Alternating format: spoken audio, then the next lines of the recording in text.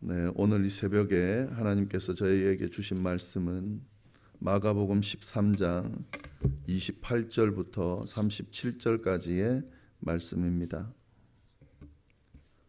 제가 가지고 있는 성경으로 신약 성경 79페이지에 있습니다. 마가복음 13장 28절부터 37절까지의 말씀 교독하도록 하겠습니다. 무화과 나무의 비유를 배우라. 그 가지가 연하여지고 잎사귀를 내면 여름이 가까운 줄을 아나니 이와 같이 너희가 이런 일이 일어나는 것을 보거든 인자가 가까이 곧 문 앞에 이른 줄을 알라. 내가 진실로 너희에게 말하노니 이 세대가 지나가기 전에 이 일이 다 일어나리라. 천지는 없어지겠으나 내 말은 없어지지 아니하리라. 그러나 그날과 그때는 아무도 모르나니 하늘에 있는 천사들도 아들도 모르고 아버지만 아시느니라. 주의하라, 깨어있으라. 그때가 언제인지 알지 못함이라. 가령 사람이 집을 떠나 타국으로 갈 때에 그 종들에게 권한을 주어 각각 사물을 맡기며 문지기에게 깨어있으라 명함과 같으니 그러므로 깨어있으라. 집주인이 언제 오는지 혹 저물 때일는지 밤중일는지 다굴 때일는지 새벽일는지 너희가 알지 못함이라. 그가 호련히 와서 너희가 자는 것을 보지 않도록 하라. 깨어 있으라. 내가 너희에게 하는 이 말은 모든 사람에게 하는 말이니라 하시니라. 아멘. 네, 저희가 마가복음 13장 말씀을 지금 계속 나누고 있는데 오늘까지 하면 3일째 나누는 것이 됩니다. 이 마가복음은 예수님께서 여러 가지 가르침도 주시고 말씀하셨는데 특별히 종말에 대해서 예언한 내용의 말씀입니다. 이 예언의 말씀을 쭉 볼 때 우리가 이 맥락을 좀 잘 알아야 되는데요. 언제 이 말씀이 선포되었는지 그것부터 좀 보면은요. 예수님께서 그 십자가 사역을 감당하기 위해서 예루살렘으로 올라가셨습니다. 그리고 그때 한 일들을 우리가 잘 행적을 봐야 되는데요. 제일 먼저 하신 게 뭐냐면 성전을 찾아가셨어요. 그리고 그 성전이 하나님은 존재하지 않고 강도의 소굴이 되어버린 모습을 보고 예수님이 제일 먼저 예루살렘 가서 성전을 청결하게 하는 그런 일을 하셨습니다. 성전에서 장사하는 자들 둘러엎고 다 쫓아내는 그런 일을 하셨다는 거죠. 근데 이런 일을 하다 보니까 누구와 대립이 되겠습니까? 종교 지도자들과 대립이 되겠죠. 그렇게 성전을 장사치들에게 허용하고 이득을 보고 있던 그런 종교 지도자들이 예수님께서 그런 모습을 보이니까 편치 않겠죠. 그래서 이 예수를 어떻게든 좀 해보려고 흠을 잡아가지고 어떻게든 죄를 물으려고 계속 여러 가지 논쟁을 합니다. 이제 그 논쟁하는 것이 그 다음 단계로 이렇게 마가복음을 통해서 보면 예루살렘에서 한 일로 그렇게 나옵니다. 예수님은 그들과 논쟁을 하면서 당연히 이기시죠. 근데 논쟁으로 끝나는 것이 아니라 그 논쟁 과정을 통해서 제자들에게 또 무리들에게 무엇이 중요한지에 대해서 가르침을 주셨습니다. 이러는 중에 이제 오늘 예언의 말씀이 나오는 겁니다. 이런 성전과 관련해서 성전을 청결하게 하고 성전의 의미가 무엇인지 이런 것들을 가르치는 과정 중에 오늘 예언의 말씀 13장의 말씀이 나왔다 하는 거죠. 성전이 파괴될 거라고 하는 예언의 말씀을 하셨습니다. 성전이 심판받을 것이라고 하는 예언의 말씀을 하셨습니다. 이 예언의 말씀을 들은 제자들이 질문을 합니다. 두 가지 질문을 하죠. 언제 그럼 이 예언의 말씀이 이루어집니까? 라는 것과 그리고 이 예언의 말씀이 이루어지기 전에 징조는 뭐냐라고 물어봅니다. 예수님이 그에 대해서 자세하게 대답을 해주는데 그 내용이 13장에 쭉 나오는 내용입니다. 우리가 이틀 동안 똑같은 내용을 지금 나누고 있기 때문에 이 말씀은 제가 벌써 세 번째로 드리는 겁니다. 그러나 이 이해가 있어야 이 13장을 잘 이해할 수 있기 때문에 좀 잘 기억해 두시면 좋겠습니다. 네, 그리고 이 예수님의 예언의 말씀을 이해할 때 두 가지 차원에서 접근해야 된다라는 말씀 드렸습니다. 이것도 좀 정리를 하면은요. 1차적으로 이 예수님의 예언은 뭐에 대한 예언이냐면 아까 말씀드린 것처럼 성전이 파괴될 거다라고 하는 예언의 말씀이었습니다. 그러니까 성전 심판에 대한 의미를 가진 예언의 말씀이라는 거죠. 하나님이 계시지 않고 인간의 탐욕으로 가득 찬 그 성전은 하나님께서 허락하신 성전임에도 불구하고 심판을 받을 거다라고 하는 의미의 말씀을 하신 거죠. 그리고 이 성전 파괴가 일어나기 전에 징조가 있을 거다라고 하는 예언의 말씀을 하신 겁니다. 근데 이 예수님의 말씀대로 어떻게 됐습니까? 진짜 징조들이 막 나타났고요. 예수님이 예언한 대로. 그리고 결국에는 예수님의 말씀대로 성전이 로마에 의해서 파괴되는 그런 일이 일어나게 됐다는 거죠. 예수님의 예언의 말씀이 이루어졌다. 이것이 이제 1차적으로 우리가 이 말씀을 이해할 때 우리가 봐야 되는 그런 모습입니다. 그러면서 예수님은 이 예언의 말씀을 하시면서 예수님을 따르는 자들이 어떻게 해야 되는지도 알려주셨어요. 이 자체가 경고의 말씀이죠. 이런 징조가 있을 건데 너희가 이런 징조가 나타나면 이 심판의 때가 가까웠구나. 그러니까 이렇게 행동해라, 조심해라, 준비해라 라고 하는 말씀을 가르쳐 주신 거죠. 끝까지 견디는 자는 구원을 얻을 거고, 이런 징조가 보이면 예루살렘으로 가지 말고 마을로 가지 말고 집으로 가지 말고 산으로 가고 피하라라고 하는 그런 말씀들을 쭉 하셨는데, 정말 예수님을 따르는 자들이 이 성전이 파괴되는 이 시점에 그들이 예루살렘에 있지 않고 피신해서 안전하게 되었더라라고 하는 그런 결과들이 나타나는 것을 우리가 1차적으로 이 말씀을 통해서 볼 수 있어야 된다 하는 거죠. 네, 그런데 이 말씀은 단순히 성전 파괴에 대한 예언의 말씀만 하신 것은 아니다라고 하는 사실도 우리가 기억하고 있어야 됩니다. 이 말씀의 마지막인 37절 말씀 보면 이렇게 결론을 내립니다. 내가 너희에게 하는 이 말은 모든 사람에게 하는 말이니라 하시니라. 그러니까 제자들에게만 하신 이야기가 아니라 모든 사람들, 유대에 있는 모든 사람들에게 하신 말씀이다. 더 나아가서는 이 말씀을 듣는 모든 예수를 따르는 자들에게 하신 말씀이다. 이 인류에게 하신 말씀이다까지 우리가 범위를 넓혀서 이해할 수 있어야 된다 하는 거죠. 2차적으로 이 예언의 말씀은 단지 성전 심판에 대한 예언의 말씀의 의미만 있는 것이 아니라 인류 심판에 대한 예언의 말씀이다 하는 거죠. 하나님의 피조물인 인간의 타락으로 인해서 하나님께서 심판하실 수밖에 없는 이 예언의 말씀이다 라고 하는 것, 우리가 그것도 볼 수 있어야 됩니다.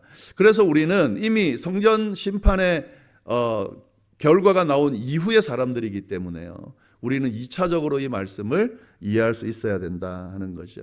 성전이 파괴될 것이라고, 심판될 것이라고 예수님이 예언한 것처럼 종말의 때가 올 것이라고 예언하는 이 의미도 반드시 이루어진다라고 하는 사실을 우리가 깨달으면서 그 징조들이 나타날 것이다라고 하는 사실을 보면서 그 징조들이 언제 나타나는가, 어떻게 나타나는가 우리가 이렇게 조심스럽게 볼 수 있어야 된다는 거죠.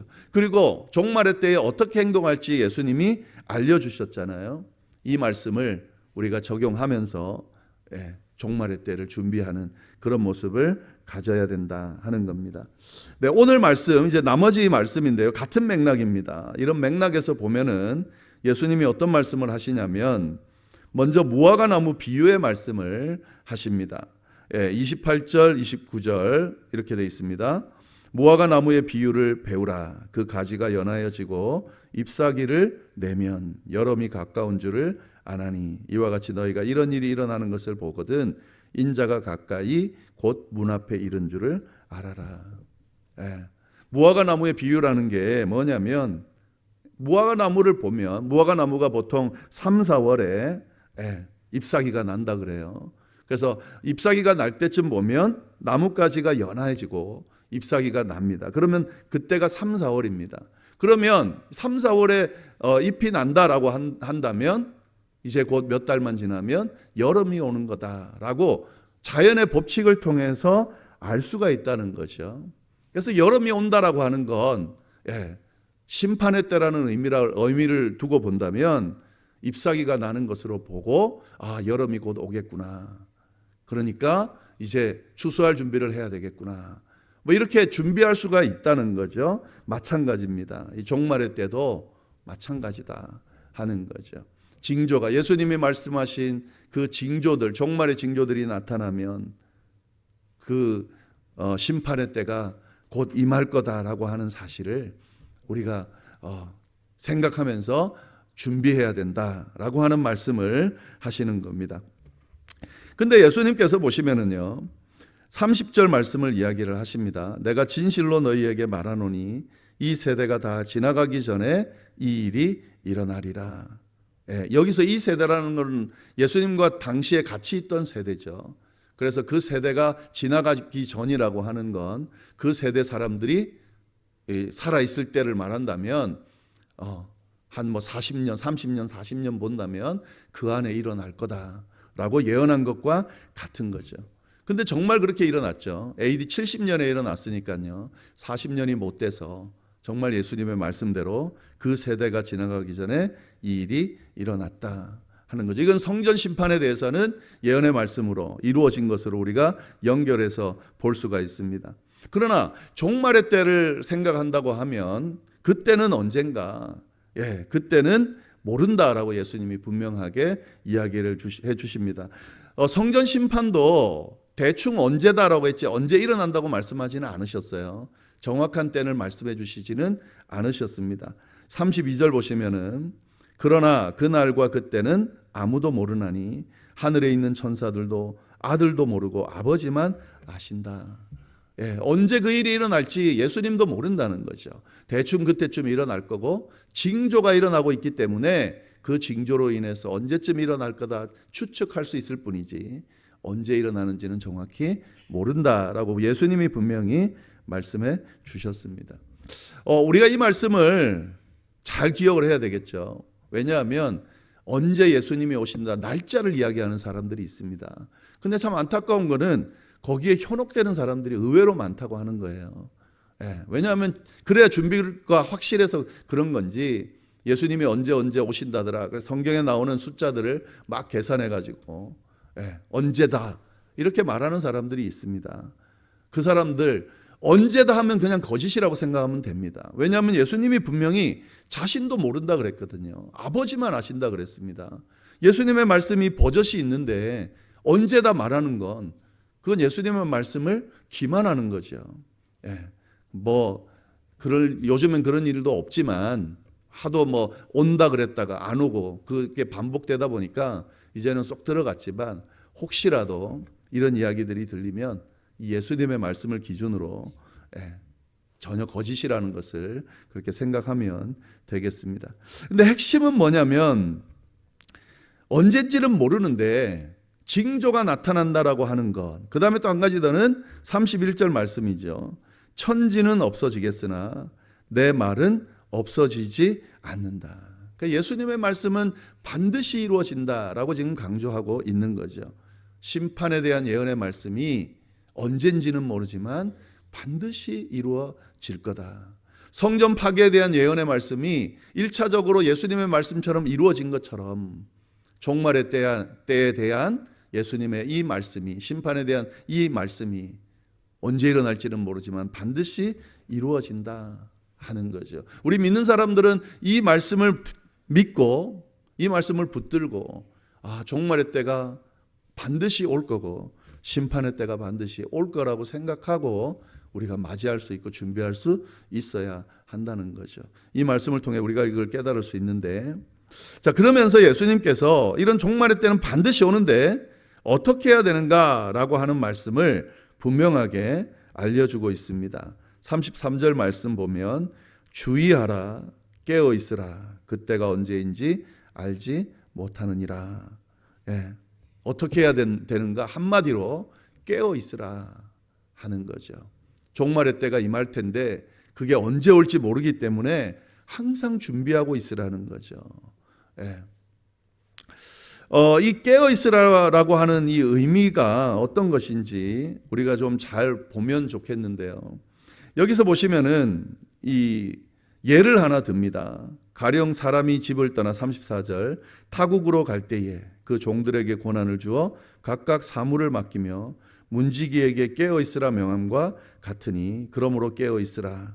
집주인이 언제 올는지 혹 저물 때일는지 밤중일는지 다굴 때일는지 새벽일는지 너희가 알지 못함이라. 그가 호련히 와서 너희가 자는 것을 보지 않도록 하라. 깨어 있으라. 내가 너희에게 하는 이 말은 모든 사람에게 하는 말이니라 하시니라. 주인이 돌아올 거라고 하는 것을 인지하고 있어라 라고 하는 의미도 깨어 있으라고 우리가 이해할 수 있을 것 같습니다. 주인이 돌아오지 않는다면 깨어 있을 이유가 없죠. 주인을 기다릴 이유가 없죠. 반드시 주인은 돌아올 거라고 말하고 갔던 것 같아요. 그렇기 때문에 주인이 돌아올 거라고 생각하고 깨어 있으라 하는 의미가 이 안에 담겨져 있습니다. 그리고 주인이 언제 올지를 알면 깨어 있을 필요 없죠. 잘 그냥 지내다가 딱 그 날짜에 깨어 있으면 되는데 모르기 때문에 깨어 있으라는 거죠. 항상 준비하고 있어야 된다 하는 의미가 이 안에 담겨져 있습니다. 그리고 이런 의미들을 우리가 생각해 볼 때에 이 깨어 있으라라고 하는 의미 안에는 저는 이런 이해를 좀 하게 되는데요. 땅에 마음을 두고 있지 말아라. 그러니까 내가 지금 살아가고 있는 이 삶에 연연하지 않아야 된다라고 하는 말씀 의미로도 우리가 이해할 수 있습니다. 주님께서 언제 오실지 모르고 주님이 오시면 심판하실 거고 주님이 오신 그때에 우리 믿는 자들은 주님과 함께 영원토록 사는 그 삶을 살게 될 텐데 마치 주님이 오시지 않을 것처럼 내 삶에 내 앞에 있는 내가 가지고 있는 내 눈앞에 있는 것에 매여서 주님이 오시든 말든 전혀 상관없이 살아가고 있는 이 모습은 깨어있는 모습이 아니라는 거죠. 거기에 마음 연연하지 말고 주님과 만날 그날을 기대하면서 주님과 함께 영원토록 살 날을 기대하면서 오늘을 살아가고 오늘의 의미를 부여하고 그렇게 살아야 된다라고 하는 의미도 이 깨어있으라라고 하는 의미 안에 담겨 있다라는 생각이 듭니다. 제가 말씀드리지 않은 내용들 안에 여러분들이 생각하는 주님을 맞이하기 위해서 깨어있다라는 것이 어떤 것인지 아마 각자 그렇게 생각하는 것이 있을 터인데 어쨌든 우리가 분명히 해야 되는 것은요. 예수님은 반드시 다시 오시고 다시 오시는 그날에 하나님의 심판이 있을 겁니다. 잘한 것 못한 것 하나님께서 가릴 겁니다. 하나님의 뜻 안에 있었는지 없는지 가릴 겁니다. 그때 하나님의 그 심판 아래서 구원으로 이끌어지는 그 자리에 있을 때 그 심판은 사실 두려움이 아니죠. 기다리고 기대할 수 있는 날이 되겠죠. 그러나 그렇지 못하다면 굉장히 두려운 날이 되겠죠. 어떻게 해야 되는지 좀 추스르는 시간이 되기를 바라고요. 우리의 삶과 믿음을 잘 추스러서 종말의 때를 기대하고 기다리는 그런 우리 성도님들 믿는 자들 다 되기를 바랍니다. 기도하겠습니다. 하나님 아버지, 귀한 말씀을 통하여 종말의 때에 대한 우리의 자세를 다시 한번 추스를 수 있도록 인도하여 주셔서 감사합니다. 주님께서 예언하셨습니다. 예수님만 예언하신 것이 아니라 하나님께서 많은 선지자들을 통해 예언해 주셨습니다. 하나님의 심판의 때는 반드시 임한다. 그 심판의 때에 하나님께서 죄를 지은 자들, 죄에 머무는 자들, 하나님의 뜻에 합당하지 않은 자들은 반드시 그 죄를 물을 거다. 그러나 주님의 뜻을 알고 회개하고 하나님의 뜻 안에서 주님을 따르는 자들은 구원받을 거다. 말씀하신 이 말씀들을 우리가 제대로 믿고 이 말씀 안에서 믿는 자로서 종말을 기다리는 자로서 우리가 살아가는 삶이 될 수 있도록 주여 인도하여 주옵소서. 하나님 아버지, 주님 앞에 부끄러움 없는 그런 모습으로 서기 위하여 늘 깨어있는 우리가 될 수 있도록 준비하는 우리가 될 수 있도록 주여 인도하여 주옵소서. 그래서 주님 오실 때에 주님, 저희가 이렇게 주님을 기다렸습니다 라고 주님과 만나 기쁨으로 회우할 수 있도록 기쁨으로 주님의 품에 안길 수 있도록 주여 인도하여 주옵소서. 이후에 드리는 개인 기도와 또 중보의 기도, 특별히 하나님 자녀들의 신앙을 위해서 기도하는 그 기도 위에 하나님 함께하여 주시고 꼭 응답될 수 있기를 간절히 바랍니다. 모든 말씀 예수님의 이름으로 기도드립니다. 아멘.